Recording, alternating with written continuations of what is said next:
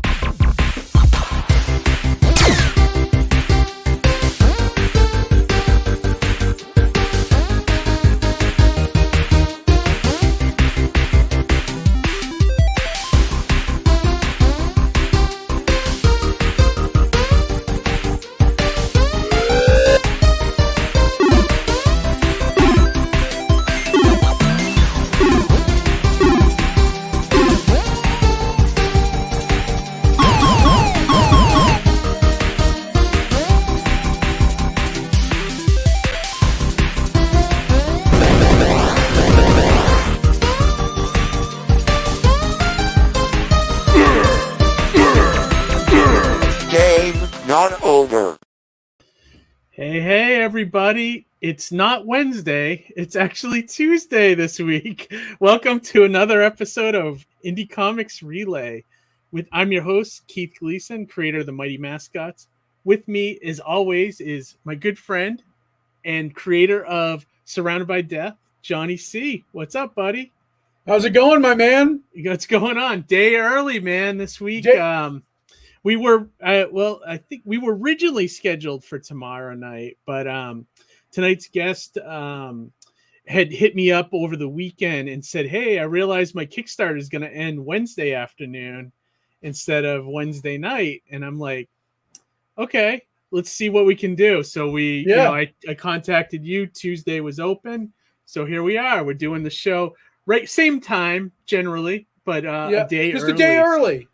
So I mean, I figure, people will, when they usually subscribe, I think they get notifications whenever we go live. So hopefully people are seeing that. If not, they can come tomorrow night and watch this episode. Well, it'll be on the channel. Yeah, they can always watch the replay tomorrow, right? Yeah, right. And so you never know. You might get some Tuesday night eyes that we never got before, right? Yeah.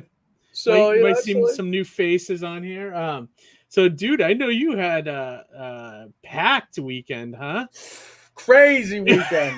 I'm curious to hear a little bit about it. You were not only emceeing. For you guys out there that don't know, Johnny does a lot of announcing at Comic-Cons in the New England area. So you were at a Comic-Con this weekend, a brand new show, doing announcing. But then also you, in the middle of that, joined into a virtual con too, a whole different one.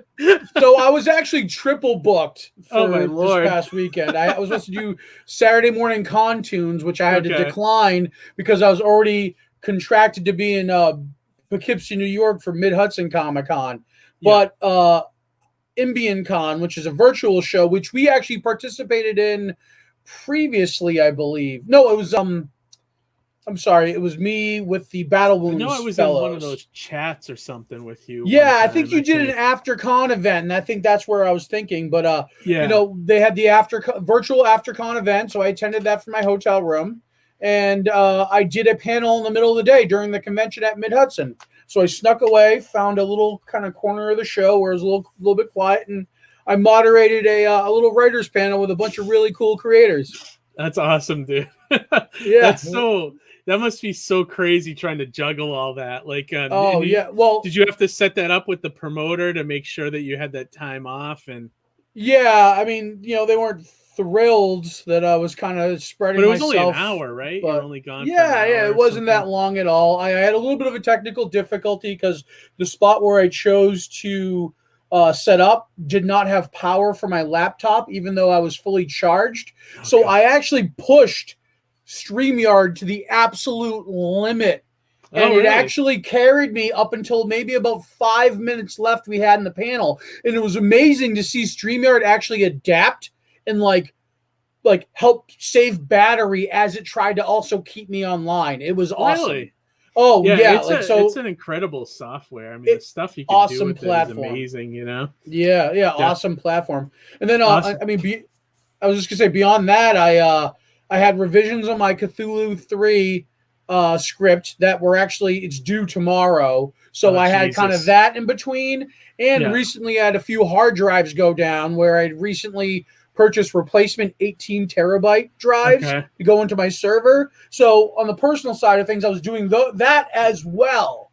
So it's been a crazy week for me already, dude. It's been nuts. Wow, dude. That's man, how do you do it? Did you end up going to work on Monday on top of that? Yes. I worked yesterday and worked today, man. I'm crazy. Nuts, dude. I've over the years when I do like a 3-day show at conventions, I piss through my PTO usually because I always take the Monday off because I just need that day to like decompress and not have to go to work immediately, because it's miserable to do 3 days in a convention and then get home and you're just dead tired and then you have to get up and go to work the next day. It's just awful. I need that one day to kind of decompress, So at one point I did work 3 jobs and I was working a 7-day work week. So I've done that before and am capable of it. Maybe less so now in my age. Yeah. But as you get older, it gets tougher, especially on those concrete floors. I think that the concrete floors are killer, dude. Don't even get me started about that. But like you know, like the seriousness in my voice. Yeah, definitely. I think we all know. Yeah. So while we talk, I'm just gonna open up a Kickstarter. Yeah, definitely. I'm gonna say hello to the audience. As always, we got Ara with us. Thanks, Ara, my man. That you responding to him. Good evening, Amy Birdhouse. My wife is here. Ara, what's going on? He says, great to see you, Johnny C. And he also says it's Wednesday in Japan. So I guess technically it's Wednesday. Yeah, right? Konnichiwa. Yeah, and he also says Johnny is the man. I agree. Oh, you're the man, Ara. And Amy said Johnny's description of his weekend is making me feel exhausted. I agree. It's a little nuts. So so is this a crazy Kickstarter that you backed? Yeah, this is Kickstarter for somebody I believe we had on the show. Oh, really? Let me put you up on the screen here. Oh goodness, they did a really good job of securing this thing down. So Gemini mailer. So I love saving the Gemini mailers. You know what I mean? Yeah, you got to just make sure that you don't get any of those. People sometimes put their stickers on it. What is it? I can't see. There's the bag is kind of, the glare is kind of going off of it. Yeah, and there's rewards in front of it, but this is Malik. Oh yeah. Oh, okay. That's book. Yeah. Yep, and it finally came in. Oh, very cool. Yeah. Awesome. Well, that was quick. That was a quick turnaround, actually. That was a very quick turnaround. Yeah, he did say it was close to done, if not done, if I remember correctly. Yeah, that's awesome. Yeah, here we go. Yep. One thing I had going on this weekend that was kind of cool. It was like I was like, geez, why am I doing conventions? I was the Alterna channel. I think he's going to start doing it monthly now.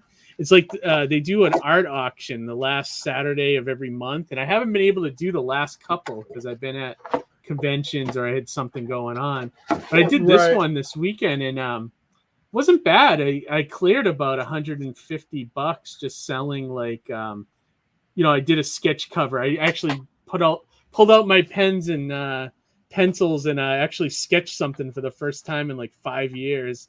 And, nice. Was it like riding a bike? Did you just pick it was a little again? bit. Yeah. I did a sketch cover of Honey Flakes looking at Captain Crunch, basically.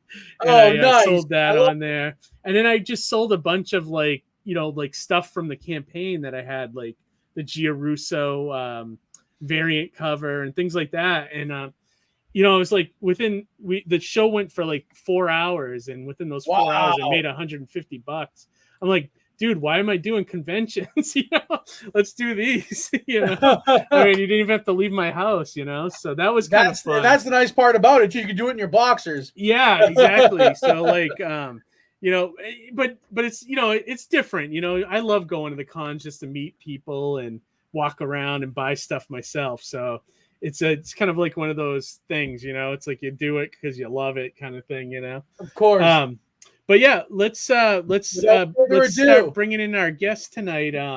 Yes. I don't know much about this guy. Is this somebody that you've known in the past, Johnny? So not personally, unfortunately, but we kind of crossed paths because his campaign was just getting started as mine was winding down.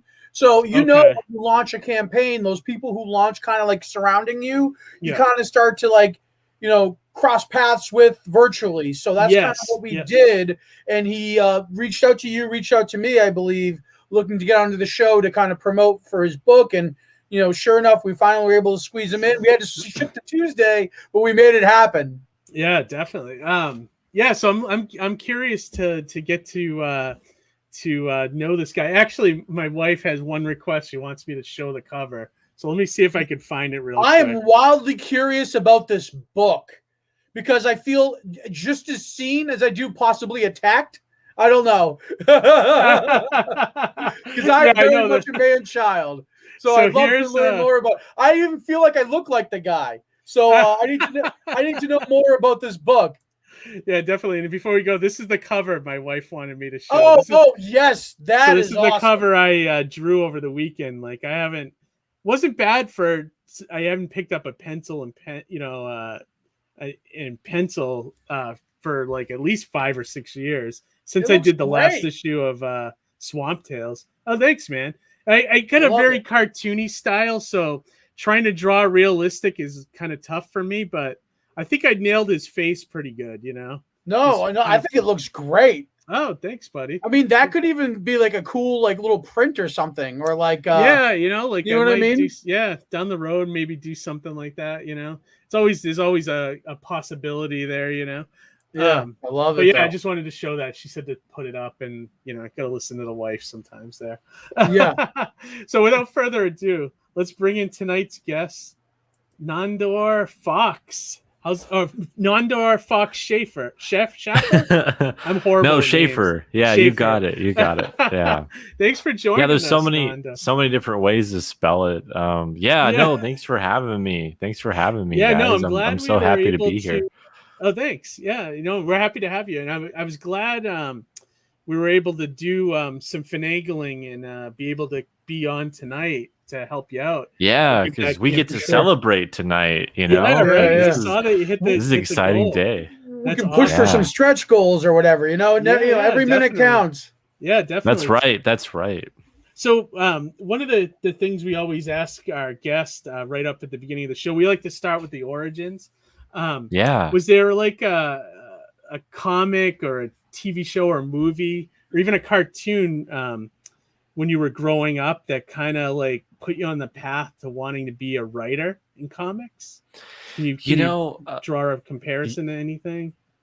Or parallel, I should say. Right. I grew up really absorbed in the early Marvel films, like the early X-Men movies and Sam Raimi's Spider-Man trilogy growing up. And that was really my first big exploration of superheroes and also like Richard Donner's Superman and Tim Burton's Batman. Like my parents really did a great job at indoctrinating me into comic book, lore and all that stuff. So it was really, really cool to dive deep into that. And I loved the X-Men. I loved the 90s X-Men show. I loved all those characters. And I really shared superheroes with my brother. It was something that we enjoyed talking about together. We enjoyed, having our own characters, and we would have conversations about, okay, if this character battled this character, who would win, and things that you do as a kid that, what makes characters so cool and exciting is like what their powers are and what they can do. And so that was really where I started. And as I got older, and around when I was 10 or 11, I for the whole like 10 to 11 years there, I didn't know that comics were something that you could get like on a monthly basis, like at a comic book store. I didn't know that. And so when my dad brought my brother and I to our comic book store for the very first time, it was just like, the whole world opened up, a whole new world of like, possibilities. And you're like, whoa, like there's more stories of these characters, and like there's all this history and all this stuff that you can enjoy and get immersed in. So that's really where it all started. And then awesome. What year was that? Yeah, approximately, like so that would have been around 2007 or 8. So it was around when the first Iron Man movie came out. Yeah. No kidding. So, it's interesting, Johnny, because I think like coming from this perspective, like where, most people my age group, and maybe your age group too, Johnny, had their first experience with comics off a spinner rack, or from like, Walden books or something. Like it was just at the magazine section. It's interesting that you found comics where they're hard to find now. Like if you don't go to a comic store, you don't see them anywhere, and that's one of the problems I think the industry has, is like the visibility of the product, but anyways, I agree with you. That's a whole other discussion, but that's great. So once you got immersed in that history and you discovered like your local comic store, was it from that point on was like, man, I want to do this stuff, I want to be part of this. It was actually something that kind of came out of curiosity, because I started reading comics just voraciously. I just kept getting comics, collecting them, and it was, I'd have like 15 to 20 comics on my pull list, and my parents would hate me because I was spending all their money, because I was like, what were your favorites, though? What were the ones that really spoke to you? Yeah. No, I mean, and I would also rent collections from my local library here, if I couldn't find them at the comic book shop. But I loved reading.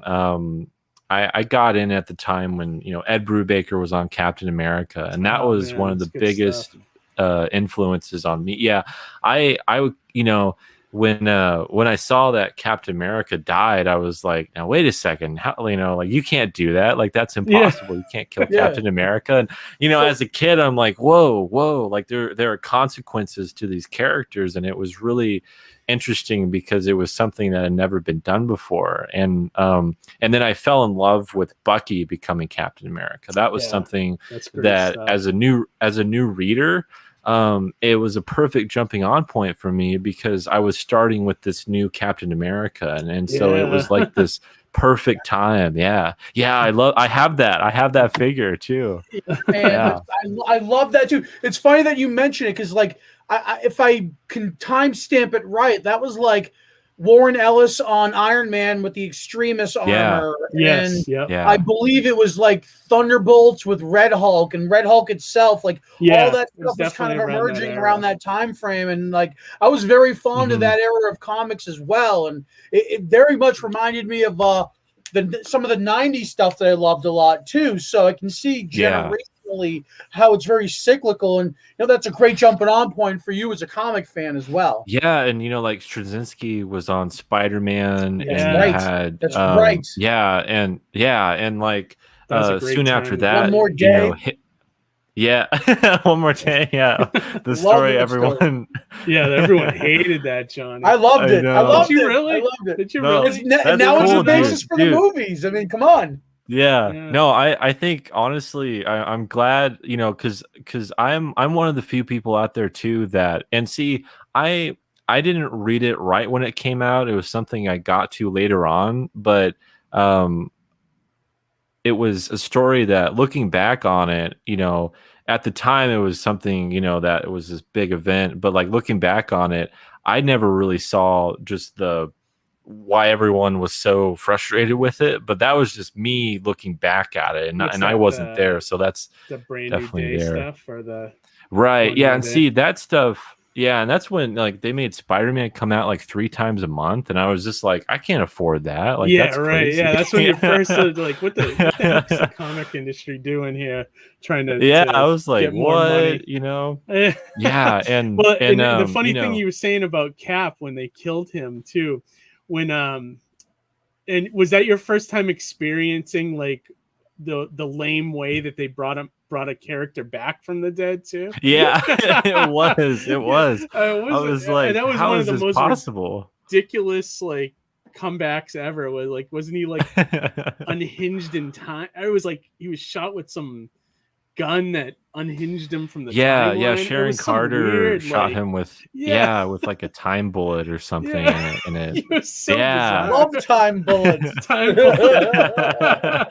It's so very comic booky. Yeah, it's Yeah. just so bizarre. But yeah, that's you know, that's funny. That's like a good era of comics. I agree. Like, I think that's the last great Yeah. era of comics. If you want to know the truth, See, I totally agree with you because when I think about that time, you know, and like Hickman was just about to start doing FF, and yeah, like his that was Fantastic amazing. Four run was Yeah. awesome. Yeah. Awesome. So like I really came in at this time where it felt like Marvel was doing such a good job at having all the creators communicate with each other and really Yeah. making continuity a really like important integral part of their whole universe, and like with Secret Invasion and all Yeah. that stuff that was going on. So, you know, World and it's War all this Hulk. stuff.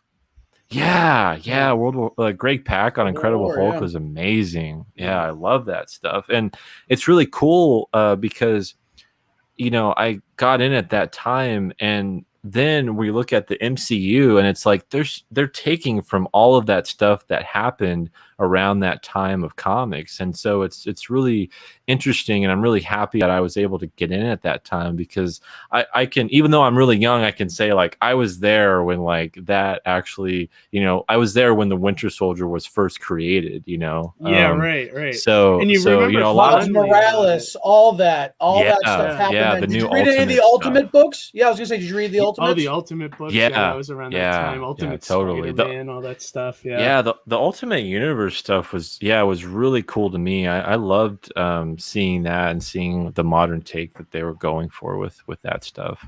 That was I what, like love the the last Ultimates as time well. Bendis was really good too. To be honest with you, he's kind of Yeah. fallen by the wayside big time lately. Like he just doesn't Yeah. care anymore, you know. But he was hungry for. He was doing great stuff back then. Like I mean, Yeah, that Ultimate Spider-Man stuff was better. Was Awesome. almost it probably better yeah, than and the regular book at his the time. Daredevil, like, Yeah, oh my that was great gosh, stuff. And like, then when he handed it off to Ed Brubaker and he ran yeah, with the same it was a storyline, perfect that was handoff. awesome stuff. That was I was, great stuff. Yeah, I was a big fan of Miller and Hitch on Ultimates. I thought that was just like Yeah. awesome, just Yeah. a very, very cool. Well, and cinematic, Johnny, I don't know if you realistic remember take. that. This is before. That's even before the Ed Brubaker Cap run. But do you remember like it wasn't until Hitch and Millar took on the Ultimates that Captain America became cool again, because Yeah, before that Yeah, he wasn't. He was sort of like you know, like just like the ultimate like Boy Scout. Like he just wasn't like, you know, he was laughable basically. Well, And then yeah, because he still Millar had like came the in. cuffed boots. Yeah, like the cuffed, like, but you know, like like pirate boots and like boots. little Yeah. wings on his ears. It's like, come on, you know. And, but when and we're all- Millar we're- came in, Yeah. and he wrote him like a soldier from the 40s, and it was just like, yes, this is the way to do it. And then Brubaker and everybody else kind of ran with that version, Mhm. and that's why I think Cap became so huge again, you know, because of those Yeah. guys, you know. But yeah, no, just get on a tangent. we kind of about that time. digress. Yeah, I was going to say, I was going to say, fast forward to where, you know, comics meets your creative spirit. Yeah, like when Yeah. did you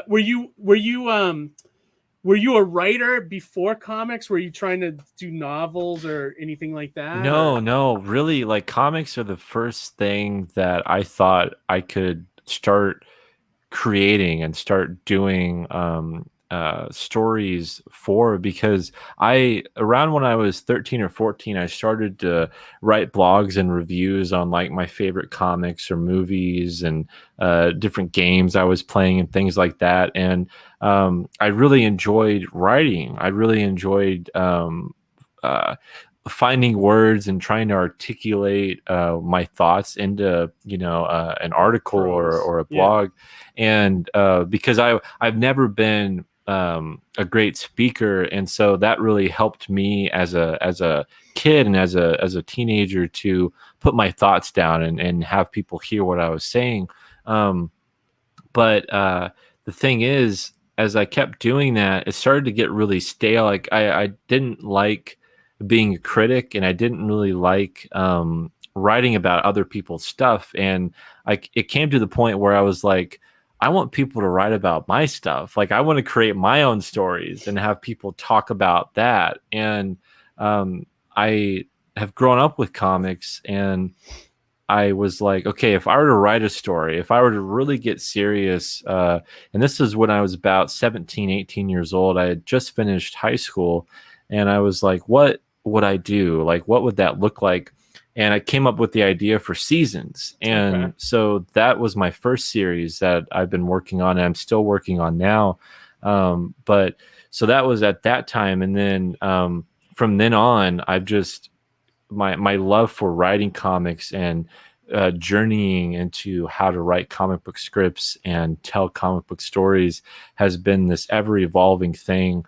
And it's made me love comics even more, and it's made me appreciate the craft of sequential storytelling and all that so much. So it's been, it really did feel like a natural extension of being a fan and loving it so much. And then you're like, man, I want to like stop being a fan. I want to actually write these characters, and it came from that love of and that desire to like, man, it'd be so cool if I could write Captain America one day, and it's well, how do I get there? Well, let me start with my own stories and see what happens. So real quick, I was going to say real quick tangent. Can you tell us a little bit about Seasons? Can we get like the elevator pitch? Yeah, totally. So Seasons is a 4-volume graphic novel series. It takes place over 1 year of this character's life.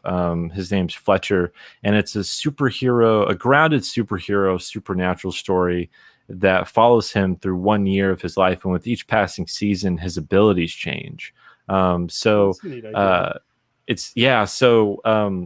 to adapt to his new powers as each season changes, and he's taking on a different enemy or emotional obstacle in his way with each volume. That's cool. I've heard of that before. Did you do a crowdfunder for that as well? Yeah. Yep. I think I saw that before somewhere. Maybe last year when I was doing mine or something. I was promoting volume 2 very heavily last year. So that's probably when you saw it. Yeah, because the name sounds really familiar, and at the time I was seeing other crowdfunders but not really paying attention to them, but that name stuck with me, and I was like, oh cool. So it's cool that it finally put a face to the book. Before we go on, we had a couple comments here that I'd like to highlight of what we were talking about. My wife said, I think we had a Walden Books in the mall near me. It was a nice shop. That's for years where I got my comics from, and then before a comic shop was around. Dr. Mass says, the plan that originally saved the industry is destroying it now. They used to be everywhere. I think he's referring to my comment about, not being able to find comics anywhere. Oh, yeah. And he said, good to see Allegiance cracking Walmart, even though I don't shop there. Yeah, I mean, that is definitely trying something new and outside of the box. I mean, I don't know if you guys are familiar with Allegiant Arts. They're with Red company. Rooster and they only do Walmart and that kind of stuff. So it's kind of an interesting business model. I wonder if I don't know if it's working out or what, you know. I don't know if I haven't seen any statistics on that or what Mitch Breitweiser's been doing with that, but the books look really good. I remember I bought all 4 of them, you know, like the first few issues of each, and they are good. They're very they read like a good TV show rather than a comic, I think. Like, did you get that feeling too? Mm-hmm. But they look nice. This is their Netflix pitch, you know. Yeah, pretty much. And my wife says, it's true, I bought my first comic book at the local corner drugstore where I found it by chance. Yeah, that's the thing. Like, I think that's where the industry's missing out on, you know, new readers. JMS was my first Spider-Man writer. I think that was wasn't for me, but I remember I left the title for a while and I came back because of JMS. Let me see. I never made it to One More Day. The Clone Saga killed Spider-Man long before that. I gotta agree. I jumped off too. George, thanks for joining us. Nandor said he wasn't good at public speaking, but with his voice. But with his voice. If comics don't work out, he could totally do voiceover work. Yes, absolutely. I was thinking that earlier. Wow. I was like, man. Yeah, we have to find a show for you to talk to do a voiceover with, you know. So today on Oh, you did mention you have a YouTube channel, right? Yeah, right. I do, yeah. Or you know, with the Man-Child comic being a nod to Stan Lee, you could do like, remember Stan Lee used to do the old voiceovers in that's Marvel right. cartoons. Hey, Stan Lee's here, you know, Excelsior and all that stuff, you know. Well, that's a great segue to I'd love to get more into this. I was absolutely fascinated by the whole concept of it, and like I mentioned kind of before you came on, it's like I feel seen or attacked. Because I very much consider myself a man-child, and I also feel like I look like the guy in the book. So please, like, tell me why you're writing comics about me, Johnny. And the other thing I got to ask you too: were you inspired at all by the Venture Brothers? I love the Venture Brothers. I've never seen it, and a lot of people have told me about it, and they said that it reminds them of that. Yeah, the Monarch, and then also the guy that's on the cover on one of the covers looks exactly like, was it number 42, the one that is part of the Wolverine Monarch, guy, the guy. Is it number 42? I forget. Yeah. But when I saw that, I was like, I wonder if he's a Venture Brothers fan.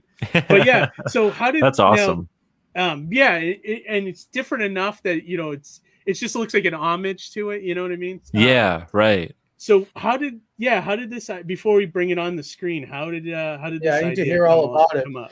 Yeah, no. So this all started with the passing of Stan Lee. After he passed away, I was really devastated by it because I found that a world without Stan Lee was a lesser world, and I wanted to give back because him and Kirby and Ditko and all those great artists and co-creators that he worked with in the Marvel Age of Comics, it has inspired me as a creator and as a person, and gave me just this imagination and sense of wonder as a kid that nothing else really compared to. And so I wanted to give back. I wanted to do something in that spirit and to do a tribute. And it started out that way with the idea, and then it blossomed into something even more. So I didn't want to just do a tribute book or like a callback book or just like a nostalgia trip. Yeah, like you didn't want to do like here's the Man Spider, or whatever. Like, right. Like you didn't want to just do another Stan Lee creation. Yeah, it couldn't be too on the nose there. I wanted to do something a little different, and so I wanted to do something that was in the same spirit where like I'd create a character and you could put him in the midst of all of those other classic Marvel characters, and he would fit, or he would look like he belonged in that era, to that era. Oh, I like that. And I like that. This image on the video, let me bring it on here so people. Yeah, let's bring it up. Sure. Actually, let me hang on. I think I gotta gotta add the audio so we can watch the video after here too. Hang on one sec. But sure thing. This image looks very Ditko-esque, like, and it must have been on purpose, I would imagine. Like just this character right here. I think you call him the Monarch. Is that correct? Monarch Crier is his Monarch name. Crier. Yeah. Okay, yeah. This looks very Ditko. This looks like this character could have been in Speedball. You know, like that Ditko comic. Oh yeah, the lesser known Speedball. But that's what it looks like. And it does have that Silver Age look to it. Definitely. I see what you're going for big time here. And I like it. I think it's an idea. That's a great idea. Dr. Mask had a great comment here. And I agree with this. He said, that's cool that the younger guys are still inspired by Lee, Kirby, and Ditko. How can you not be? Like, I mean, anybody that gets into this field, I feel like eventually, like, even if you get in like now, like say you find like a writer today, like a Jeff Lemire or even like who's a big writer today, like James Tinian or something. You find your way into because of these guys. I feel like if you were going to be a comic writer, you would eventually go back and find out how this industry came to be by guys like Lee, Ditko, and Kirby. It's like, how can you not? I mean, even as artists, like you look back and like Kirby's like unbelievable. So isn't Ditko though. I mean, his Spider-Man stuff is amazing. It's good. It's good to have a wide frame of reference generationally. You know what I mean? I mean, if you just read what you grew up with, and you kind of just like think, you know what I mean, just to think back at what came before, and even in your case where you're paying homage to it, it's it's good. I mean, it's well rounded. Yeah, it's one of those things that and you made a really good point, Keith. Like I was talking about how I got into comics, and I started in that era with, creators like Brubaker and Straczynski and people like that. And I grew up reading what came after, they left the book. But then as I kept reading comics that were coming out in the present day, I wanted, if you become, as much of a comic book junkie, the more you get into it, the more you want to look back and read like, okay, how did these characters get to this point? And like, what are all these stories that you've missed and stories that people are talking about? And it starts to become like an investigation and like a treasure hunt, for all that. Yeah. And I agree 100%. If you're into it, it's just like being a movie fan. If you're into it, you're going to seek out the older stuff, the stuff that influence, the stuff people talk about to this day. And you're gonna, if you're just getting into it now, of course you're gonna go back and find Watchmen. You're gonna go find Dark Knight. You're gonna go find those historic runs that. But even thinking back to Hickman's X-Men, right? The way he framed everything, there's so much there that like throws back to Days of Futures Past, to Giant Size X-Men #1. Like he makes these nice woven like references and kind of nods to those old stories that kind of make you want to go back and make you want to seek it out and see what the reference is, like you said before. I'm so saddened by that run too. I mean, I don't know if you saw Johnny, but he's leaving X-Men basically, and he wasn't able to do.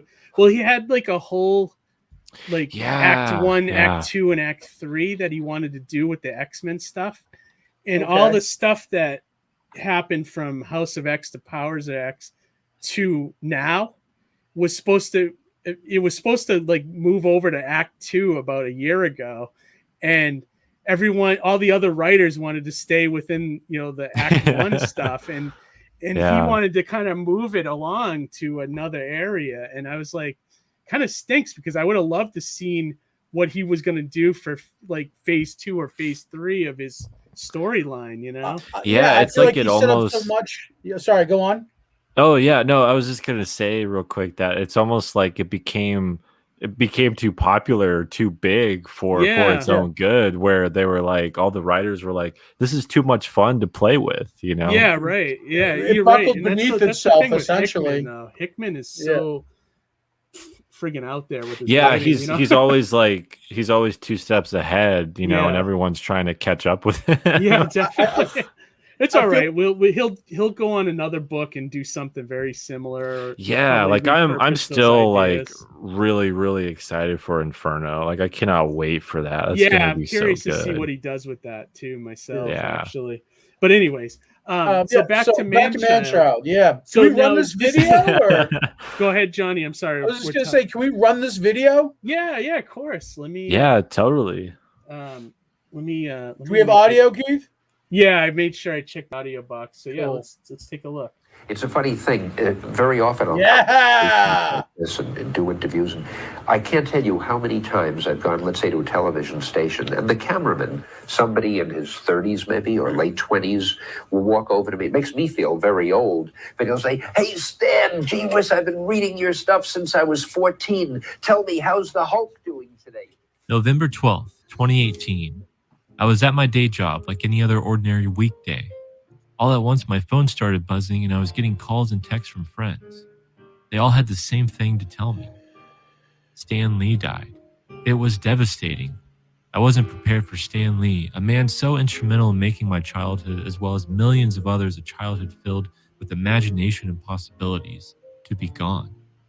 A man whom, through his creations, gave me something irreplaceable, a place to escape and become inspired. I missed Stan Lee and needed to grieve. But being the writer I am, I also needed to give back. To do that, I needed to rediscover who he was, what he did, how he did it, and why. This is how Man-Child came to be. Gorgeous.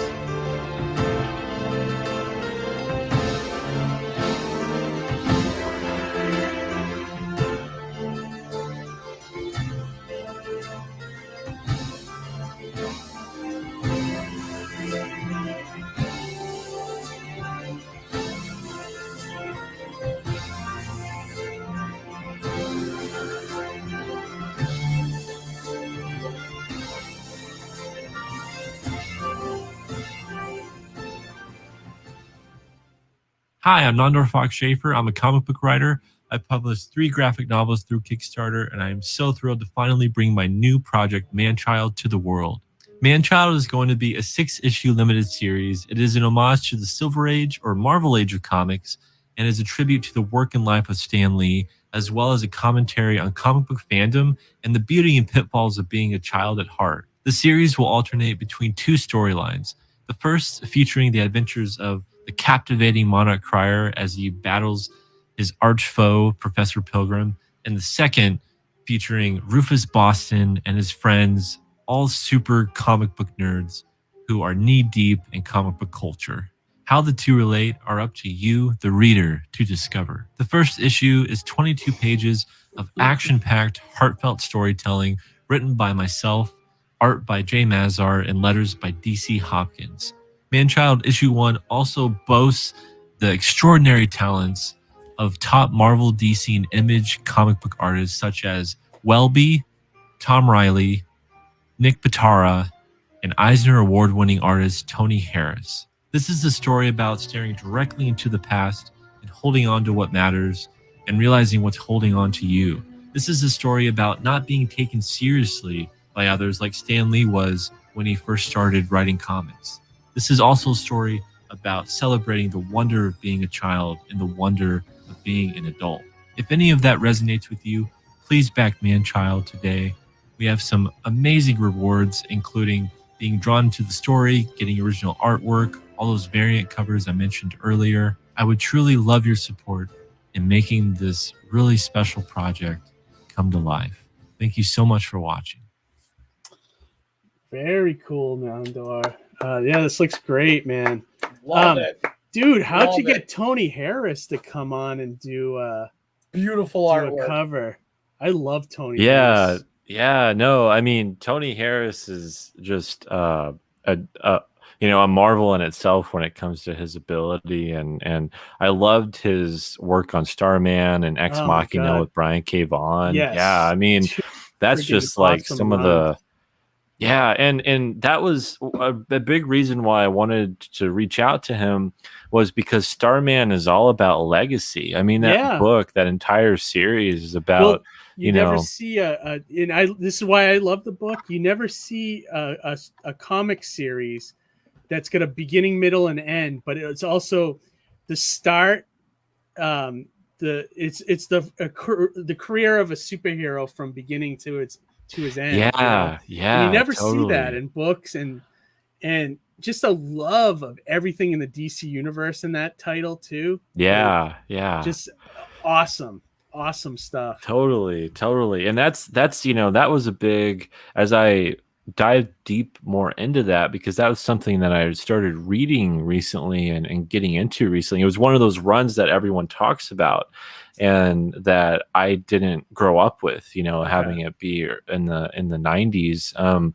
But I just, as I was reading it, and it was at the same time I was writing Man-Child, and I was like, oh my gosh, like this is very serendipitous. Like this is the kind of story that I want to tell, because it's something that is trying to push the envelope a little bit, but it's upholding all of the past history and all of that love and care and heroism that you get from older classic heroes and books and stuff. So that's something that I really wanted to do, with Man-Child.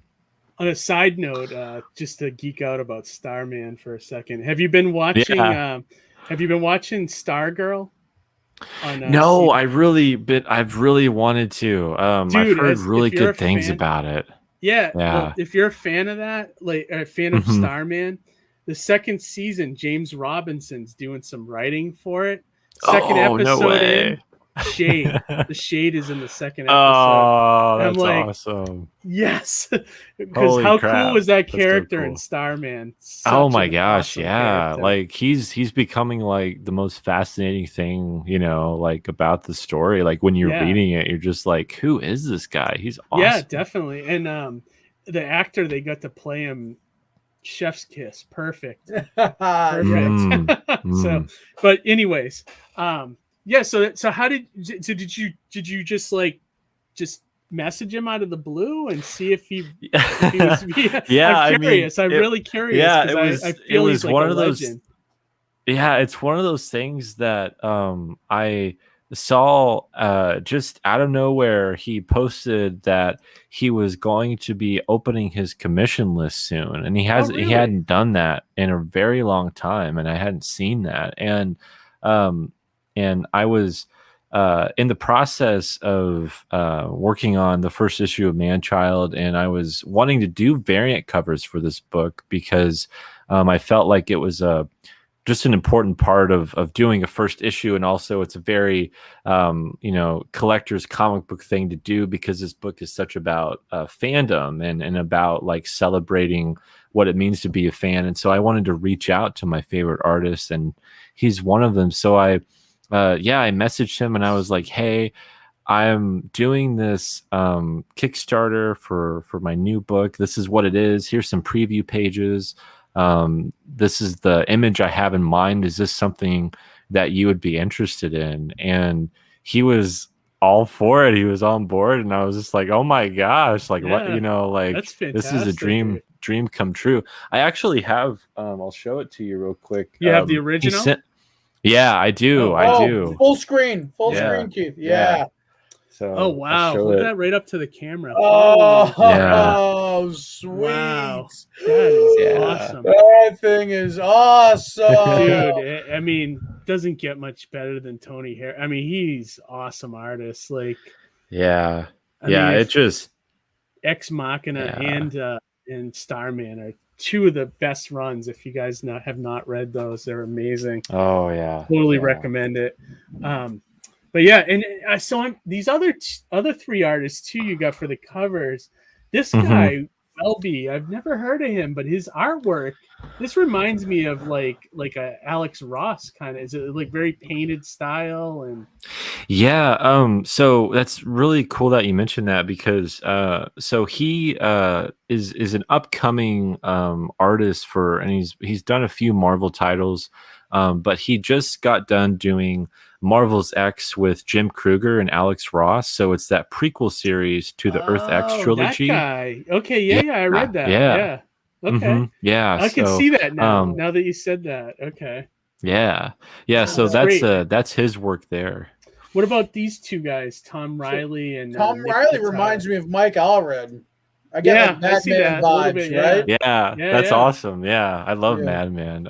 Me too. So Allred's great. Tom Riley. Yeah, he did.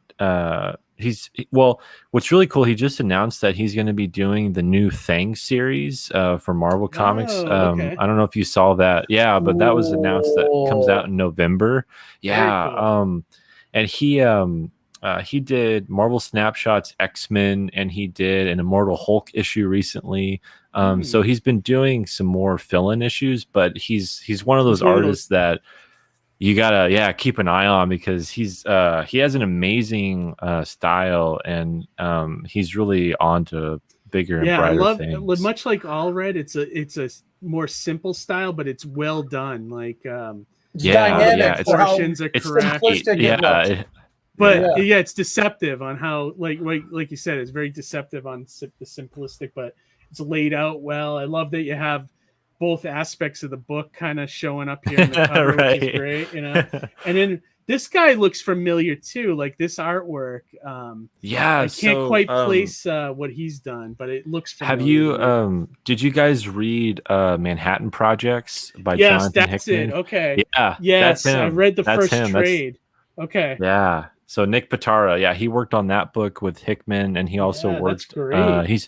He's doing Leviathan right now with John Layman for Image Comics. So they're doing that.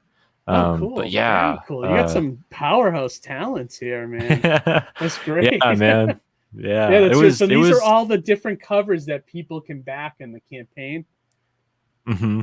Okay, yeah, so those are all the variants, and then there's you're good, and then those are all the variants, and then there's a main cover by the artist Jay Mazar, and that's the one with Rufus sitting on the roof with the cereal bowl. Let me scroll down and so we can see. I would love this cover. So is the book Rufus's story, or could you tell us a little bit more about that?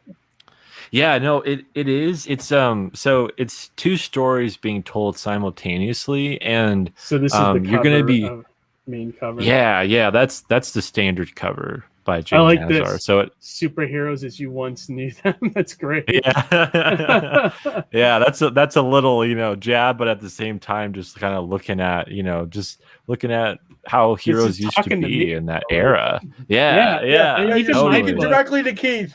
Yeah, seriously. Market it directly to him. There was something about the way they wrote comics back in the 70s and 80s that it had that soap opera quality where they weren't like concerned about writing for trades. You know what I mean? It was just like a totally. You could pick up, and it was always like, and that was another Stan Lee thing.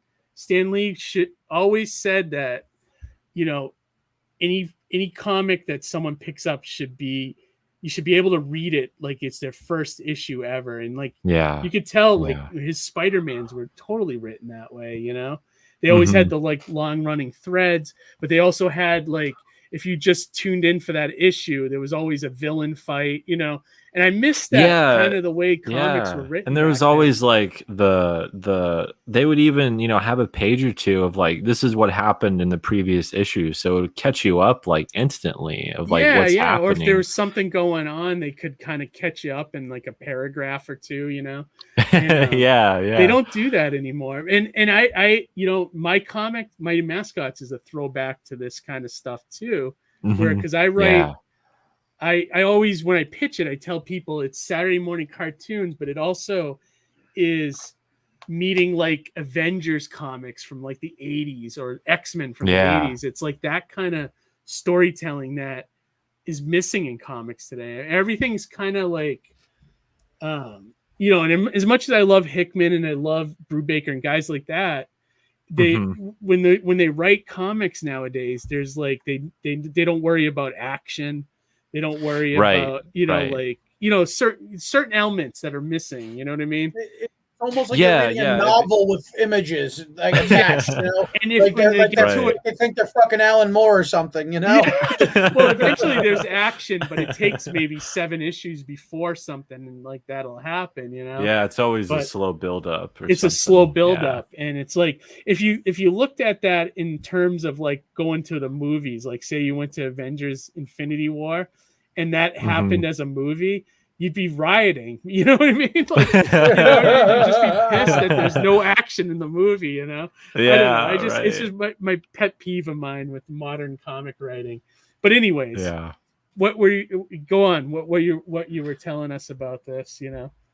Yeah, so it is Rufus's story, but it's also the Monarch Crier story. So you're going to be reading about these two characters in these separate worlds, or are they separate? Like that's something that the reader has to discover and figure out. Like, how do these two characters or these two worlds connect? And you'll have you'll be reading a few pages of the Monarch Crier in this very Silver Age themed written story, and then you'll turn the page and then you're with Rufus and you're with his friends as they're at the comic book store talking about comics and or going to the latest blockbuster superhero movie, and then you turn the page and then you're back with the Monarch Crier. So it's this back and forth, and the reason for that is it's very meta in that way, because I wanted to give the reader that feeling of like when you wake up in the morning and you go to work and you have, reality sets in and you're doing your things in the real world.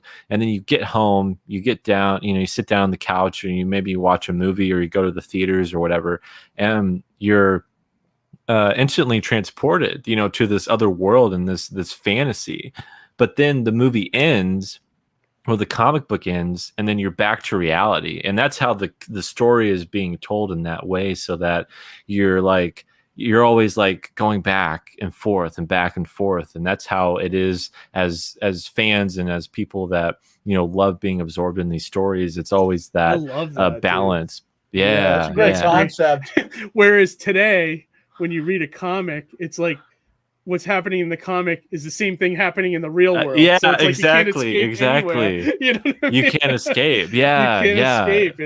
It's like, come on, like that's why we love this shit growing up. Yeah. not that it's literal shit, but it's like, you know what I mean? It's like, this is why we read this stuff, and it's what's missing from today.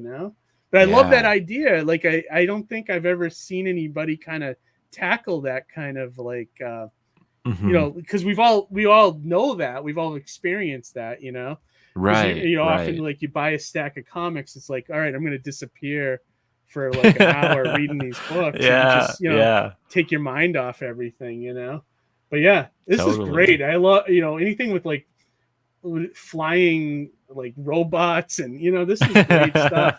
I get a little bit of like a Tick vibe from it too, with the kind of character it is. Is it got any comedy to it, or is it just more like it's more meant to be taken seriously?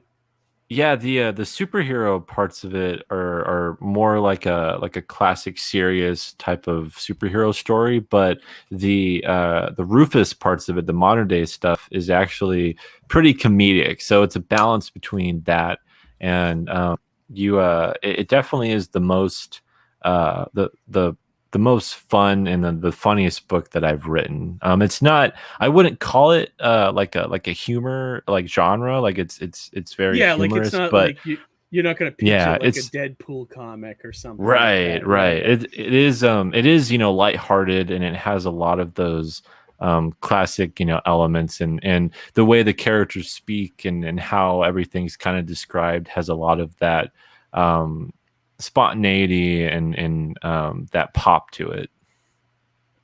Oh yeah, no, I could see that. Where did you find your artist? He's actually very good at sequentials here. Totally. He so I found him on a artist forum called Digital Webbing, and Oh yeah. Okay. yeah, and he had put up some sketches and stuff, and it was more like crime noir stuff actually. And okay. it was just his inks. But I love the way specifically that he drew women, because there was a way that artists used to draw women in the 60s and 70s that had a very classical style to them, and the way they would draw faces and the figure and everything. And that was something that I knew I wanted for this comic. And I wanted someone. I'm a huge fan of modern artists like Greg Smallwood and Mike Allred and Yeah. I love Darwin more Cook. simple style, like Bruce Timm, Yeah. that kind of stuff. I really love too. Yeah, so I had to find someone that could evoke, that sense of that 60s, 70s silver age. Yeah. And then, but at the same time, when you went to the modern day, I wanted the same artists that could do modern day stuff just as well, and that way people wouldn't, feel like it's too jarring of a difference. Yeah, definitely. And the other thing I love too is that you're not afraid to use thought balloons. That seems to be like that's a lot of fun. Yeah. You don't see it too often now. No, it's usually done as captions now, if at all, Yeah. But I love that you brought that back. Yeah, no, this art looks great. You convinced me. I'll definitely be back in this before the campaign ends tomorrow afternoon, you said? It does. It ends at 6:20 Eastern time. Yeah. Okay. It's all great too. So you can get the main issue, and then there's add-ons for all the other covers too. $10 to back this is not bad at all. And you're gonna do are you gonna kickstart the entire miniseries as you produce the issues?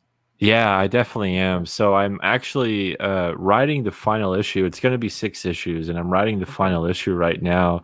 Oh, and good. so you're that far ahead. That's great. Yeah, so we're ahead, ahead of schedule, so that when issue 1 fulfills, we're going to go into issue 2 as soon as possible and try to get each issue out, as quickly and timely as possible. So that way people aren't, I want people to anticipate the next issue, but I don't want them waiting too long.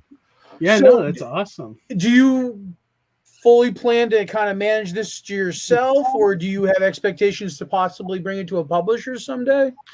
I would love to do that. I think it would be, awesome to work with the publisher. I just, it's one of those things where I really do love doing it myself, and I love kind of having the freedom and the control to be on my own timeline. So it might be something that I'll bring, maybe closer to as we're finishing the series, to bring it to a publisher. But if someone reached out and was like, hey, like we really want, this book a part of our line, I would definitely be open to that.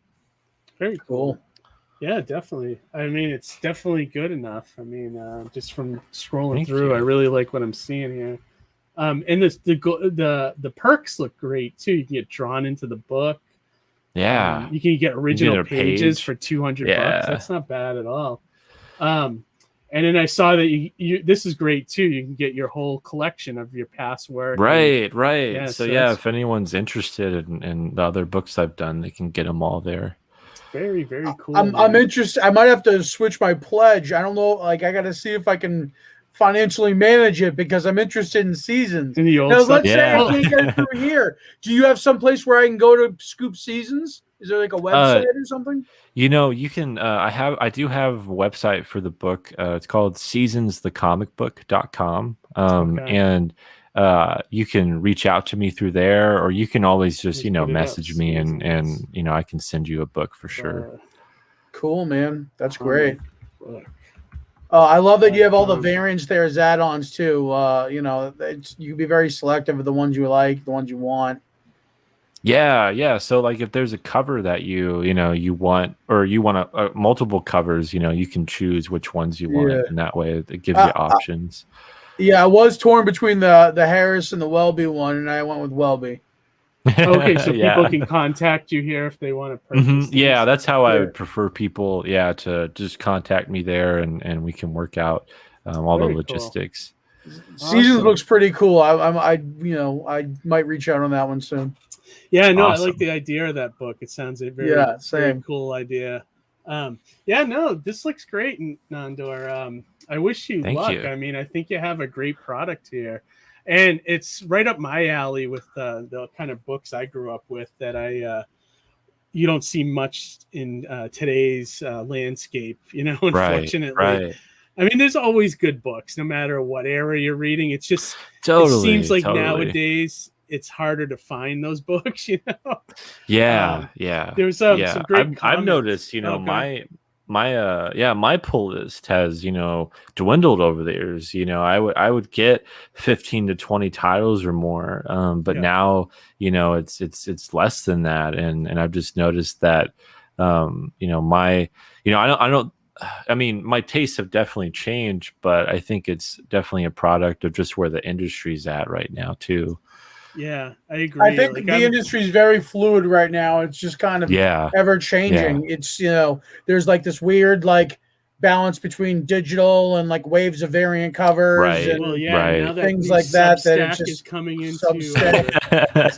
the frame, and that's gonna be Jeff interesting to see. Lemire just announced I today saw he was that going today, to Substack. yeah. I was like, oh my gosh, you're getting Yeah. everyone. I know. In That's the weird that's thing gonna be is- the new image is this Substack thing. You know what I mean? I don't know if it's gonna work though, because I'm even looking at Jeff Lemire and I'm like, do I want to pay Jeff Lemire every month like a Patreon? It's like I don't even want to do that with anyone. You know what I mean? Yeah, I just want the right. books, and I kind of don't care about his behind the scenes process stuff. A little bit. I like his artwork, and and not to be like a snob about it, but it's like it's like I don't know. I don't know if I want. I'd be curious to see how long the whole thing goes. Yeah, this is for all my favorite guy. I would love to see what Tinian's doing, and I'd love to see what Hickman's gonna do, and but do I want to pay for it every month? I don't know. I don't think I do. I'd rather just wait for the trade or something after a year. I mean, I love. It's one of those things where you'll get the single issues, and then sometimes you'll get the trade just because you don't want to go into your collection, and then in that trade, you'll have all the behind the scenes material, and it's there you go. Why, do you need it immediately? That's something that is, I think, a lot of people, they always kind of need it now, but I'm one of those people that I can wait, I can wait for that to come out, Yeah, it's not like it's really you're gonna miss anything from month to month, Yeah. What are you gonna say, Johnny? I was just gonna say, like I said, industry's fluid. They all pivot to this. It's either make or break, right? And then if that doesn't work, it's going to change. It's going to change to something else. You know what I mean? Right. Well, the more I looked into Substack, what it sounds like, I don't know if you looked at it at all, Johnny or Nandor, but it's basically Patreon with Indiegogo kind of built into it. So there's going to be you do a Patreon where you have the monthly tiers that people buy in on, and then there's a secret store, they'll each creator will have a secret store that they can sell you stuff. It's I can't imagine having a Patreon. yeah, I can't imagine being able, as an indie creator, being able to keep up to be able to provide something each month that I think guys that can, because that's a lot of work. In the industry. That's a lot of work. It is, but if you dedicate just to that and you have the money to do it, you could do it, and the other thing with Substack is some of these high-end creators, I don't know if it's the same with Jeff Lemire, but I know Tinian got a big grant to go over to Substack, and so did Hickman and some of these other guys. So they can, coast off that money for a while, and but I mean, they're big enough they could always go back if you know what I mean. So yeah, totally. But there was some great comments here, so I wanted to highlight some of them. My wife said that you had a great video on your Kickstarter. Absolutely, thank you. It was an awesome video. Dr. Mass said, I look for anything Ditko that I can afford. Ain't that the truth? You know? And then he said, Tony Harris, that ain't cheap. Yeah. Definitely not. Definitely not. Harry joined us. He said, I tuned in late, but Nandor's audio is amazing. What microphone do you use? So I have the Blue Yeti X. Okay. I think I have a Yeti too, actually. I don't know if it's like a one step above the regular the original. Yeah. Gotcha. Costume Dr. Mass said costume designs are great. Oh, thank you so much. Yeah, those were a lot of fun to do. And then Brian Rose asked, what if a story just jumped into the action at the start? I think that's when we were talking about action. I think it can be done. I did that in my first issue. I went right into the action, and then like in the course of the battle, I kind of pulled back and started explaining things. But yeah, I definitely think you could do it if it's done well. Guys sitting around talking in comics. Yeah, I agree. I agree. 1,000%. Unless it's on a Tuesday or Wednesday night. Yeah. Not going to spend $6 an issue for guys talking. Yeah. I can't blame you. I mean, I think that's part of the problem people are having with the industry right now. You know, it's a lot of talking, and that's fine if you're a good writer and you can do it, but not every book is Watchmen. You know what I mean? Like, so, but anyways, and Nando, we're over an hour already. Anything else you want to talk about with the Kickstarter before we start wrapping things up? Anything you wanted to mention that people? I just wanted to encourage people.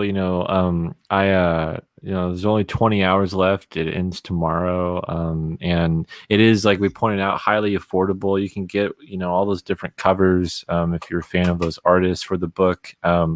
We're already halfway done with the art for the first issue, so we'll be finishing it here pretty soon, and there should be a quick turnaround time for the book to come out.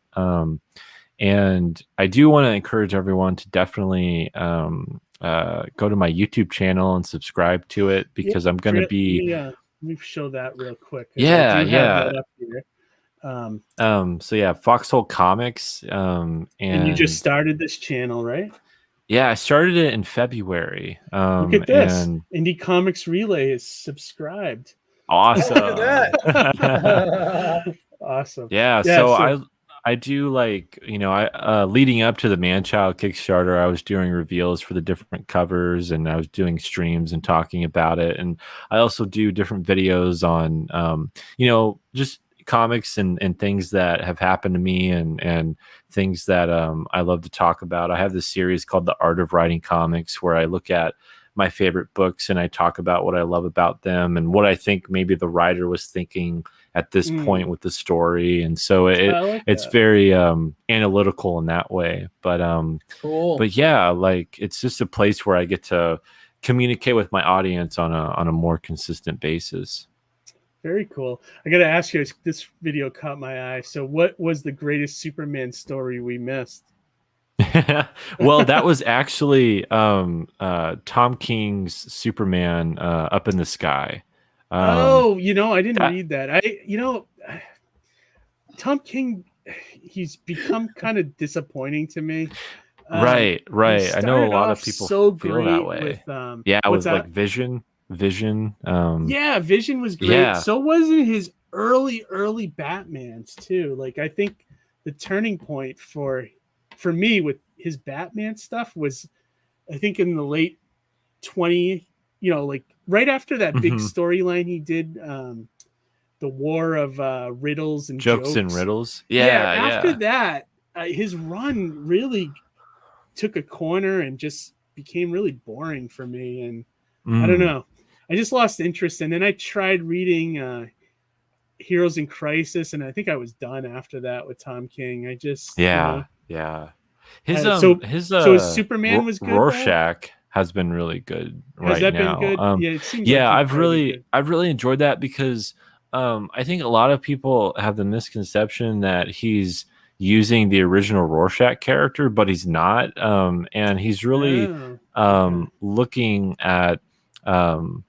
the idea of you know, being a fanatic and what that the downward spiral that can kind of take you on. It's almost like a Taxi Driver, kind of like watching that. Okay. But All right, but that that sounds okay. version of a comic. Yeah, with Superman Up in the Sky, it was really interesting reading that, because I heard a lot of people that were disappointed in Tom King, and also they thought he was always so kind of dreary and dark. And so when I read Superman Up in the Sky, it's so optimistic, and it's so just a great, hopeful, beautiful story about hope and about Superman. I wouldn't expect that from him, because his writing tends to be more dour and like needy, like needy. What especially I don't know. I guess that later Batman stuff. That's interesting. I maybe I'll have to check that out. That's the one like he did the whole. For wasn't that the one that those stories were the ones that went to the wall when DC was doing Walmart and stuff? It is, yeah. Okay, that's what was going to Walmart. So, and see, I didn't pick it up at that point either, because I wasn't really interested in that. But then when the trade came out, I picked that up because I was interested.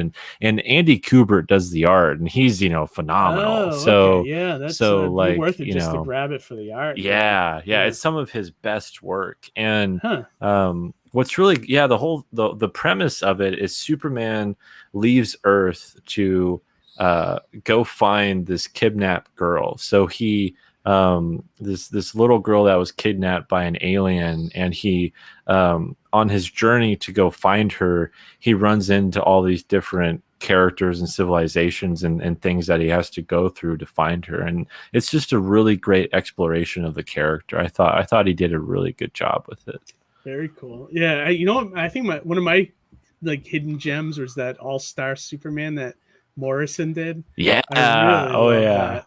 I thought that captured like what was great about Superman from all different eras. I really liked that run. But anyways, everyone. So we'll start wrapping up. I get caught in talking comics, be here forever. I know. No, I love it. It's addictive. We do this forever, for real. Well, we actually had some good comments here. So let me play these before we start bowing out here. Mike Tip from Voice Acting Community, I picked up. Extend your thumb and pinky finger, rest thumb to the chin and the pinky to the mic. That's been coined as Welker's distance in honor of Frank Welker. Interesting. Okay. Okay. That's a good. Well, I mean, if you're gonna Megatron himself, Frank Welker. Yeah, I mean, if you're gonna take tips from a voice actor, I mean, that was one of the greatest, right? I mean, Harry asked if anybody's going to be in Boston this weekend. I'm assuming that's Fan Expo. Are you going, Johnny? You got a table? I'm allegedly I might have a wristband waiting for me. Really? So I'm probably going to do a pass through. We'll pass through on Saturday, check things out. Yeah. Okay. Yeah, that's in. I wasn't planning on it just because it's Labor Day. I'm not even going to bother with that. Dr. Mask, Tom King killed comics for me. I was going to say, I'm sad to say, but I've heard that from a lot of people too. His issue of Batman that was silent is like one of my favorite Batman issues ever. Yeah, I agree. I think it's like 62 or 67 or something like that. I forget the number. I think the run I really liked, and it actually happened later on after where I said I started turning bad. There was a 3-issue arc that he did that I thought was really good with him against the KGB Beast. And do you remember that one? And I think KGB Beast, if I'm not mistaken, shoots Dick Grayson. And then Batman goes to meet him in like Siberia or something. Yeah. And then it just was like, I was like, that was actually pretty good. And it had action and everything. And it was like, after that, though, Tom King was all done in my eyes. But and I really loved the that Swamp Thing like 2-parter. Yes, that he was did good with too. That was really good. The one with the kid. Is that the one you're talking about? Yeah, I really like that one too. Yeah. It was weird. It was almost like a switch for me though, like with him. Like all his stuff is just became like depressing, and I don't know. But anyways, well, a lot of the Batman stuff has been. I mean, look at Batman Damned, all the metal stuff. Like it's all been very dour, you know. Yeah, and Dr. Mass said I'm a Batman fan. How can he not be? You know. I can't believe nobody's mentioned Smallville. Why would we mention Smallville?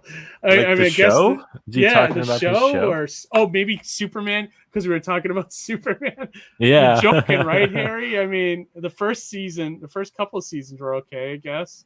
No, well, I just made the mental connection, Keith. That thing I sent you earlier. So, you know, a lot of the Batman stories have been dour and dark lately, right? And then I sent Keith earlier offline.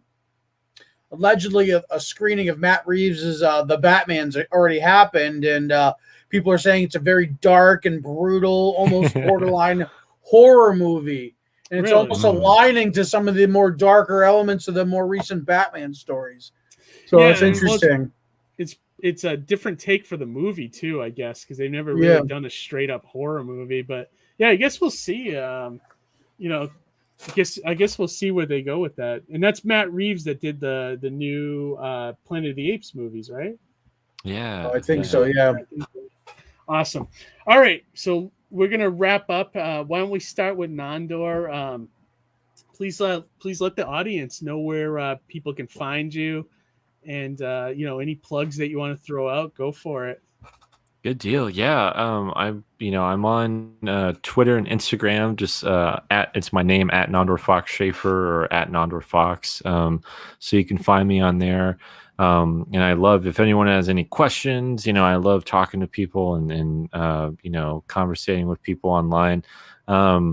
Also, if you're interested in seasons and you want to read it for free, you can actually go to Webtoon and read it on Webtoon, and you can also read it on Macroverse, which is a new digital comics platform that I'm a part of, and I recommend everyone checking that out. That they have their own app, and it's a really cool app. But so if you're interested in seasons, you can check it out there.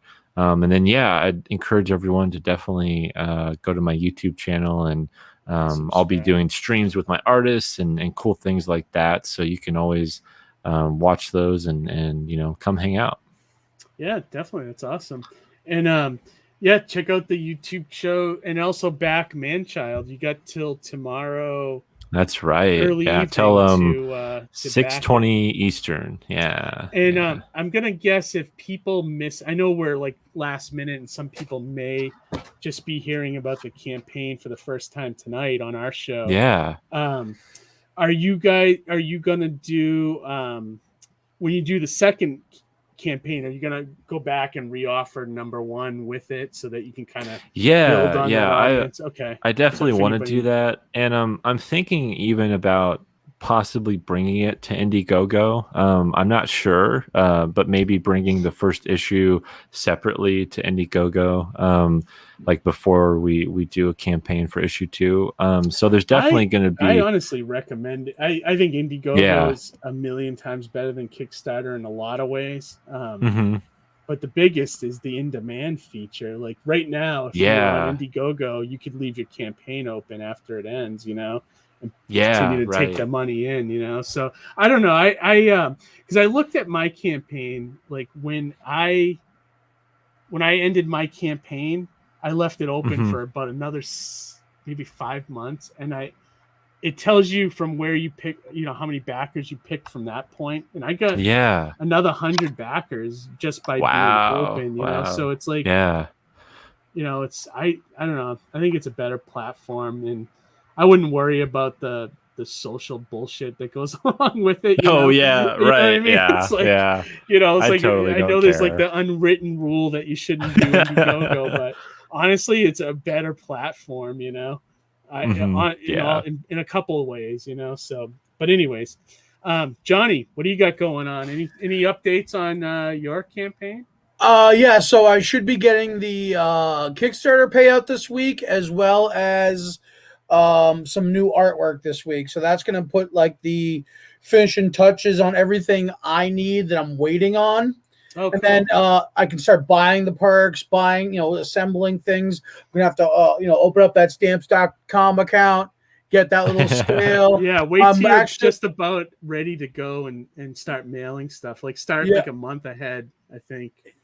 yeah, I'm in the market for a Dymo printer, maybe. Yeah, a thermal yeah. If you got the printer. money, Yeah, money. because Even use mine if you want. You I know? might actually buy. I might tap your shoulder on that one for that, Yeah, because come on over. I figure, I think if I'm gonna keep doing campaigns, it's only gonna come in handy, right? Yeah, exactly. That's why I invested in it, because I'm gonna do one, once a year at least. Yeah. And more importantly, I really encourage everybody to check out Nandor's campaign, Man Child #1. This thing looks really awesome. I can't wait to get my copy and read it. I'm super excited for it. Follow him online, and Twitter. Subscribe to the channel. Subscribe to the YouTube channel. And Nandor, thank you so much for coming on and taking the time. We greatly appreciate that. And before we jet out of here, good evening, everyone. What did we miss? Well, we got a whole hour and a half with a pretty good discussion. I thought we went into some good tangents. Flew right by. Yeah, we definitely talked about a bunch of different aspects of comics. I mean, Dr. Mass says here, Indiegogo, I like the interface better than Kickstarter as a consumer. So there you go. For me, not much new. I like last week's guest, Mark Mulgrave, Gingerton in the chat, who's doing Spells and Superheroes. I'm coming aboard as the letterer on that book. I haven't gotten any pages yet, so that should be coming soon. And then Pete just announced that Mighty Mascots will be number 4. If you missed it with my original campaign, will be offered in Alterna's doing a pre-order Indiegogo at the end of September, and it's going to be in that bunch. So check that out. So, and I just finished everything for Beard Zerker. So Don Chin's Beard Zerker, I did all the lettering and everything on that as well, and I sent him all the final files this week. So that should be going to print very soon. I'm gonna be on with Don tomorrow. His comics and coffee. Yeah. Oh, cool. Yeah. Say hi to him for me. I never catch his day shows because I'm at work, but I know. He's an awesome guy, and he brought me on to letter Beard Zerker, his new project there. So cool. And he let me make fun of Jonathan Hickman's X-Men and the X-Files Reloaded stuff, which is great. Awesome. That was a great short. Thanks. So, all right, everybody. Well, thanks for joining us again. Next week we'll be back on the regular day, Wednesdays, 9:00. I don't remember who our guest is. I can't remember from week to week. I just know we're booked up until October. So come back Wednesday and definitely back Nandor's project on Kickstarter, and we will be back with more comic goodness next week. All right. Have a good week, everybody.